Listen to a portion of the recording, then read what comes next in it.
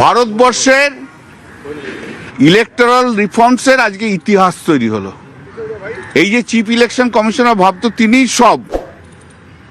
তিনি ছাড়া কিছু হবে না, আজকে তা শেষ। যে ইতিহাসটা তৈরি হলো যে এতদিন ধরে ইয়ারোরা ডিসিশন নেওয়ার পরেও রোল অবজারভার বা স্পেশাল অবজারভার তারা পার্ক করে রেখে দিয়েছিল এবং তারা সন্দেহ হেন তেন করে এই প্রায় 7.5 লক্ষ লোকের নাম বাদ দেওয়ার চেষ্টা করেছিল।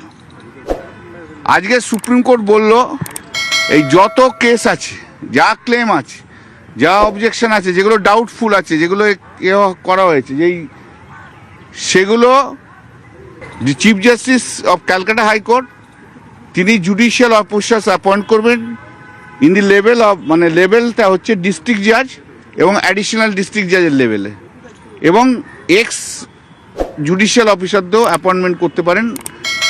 তারা ডিসাইড করে নেবে যে এই ক্লেমগুলো কারেক্ট কি নট কারেক্ট। অতএব final decision will be taken by the judicial officers, যাদেরকে আজকে সুপ্রিম কোর্টের অর্ডারের মধ্যে দিয়ে দিল। সুপ্রিম কোর্ট কথাও বলেছে যে ভারতবর্ষের সংবিধানের মানুষের অধিকার হচ্ছে সবচেয়ে বড় অধিকার।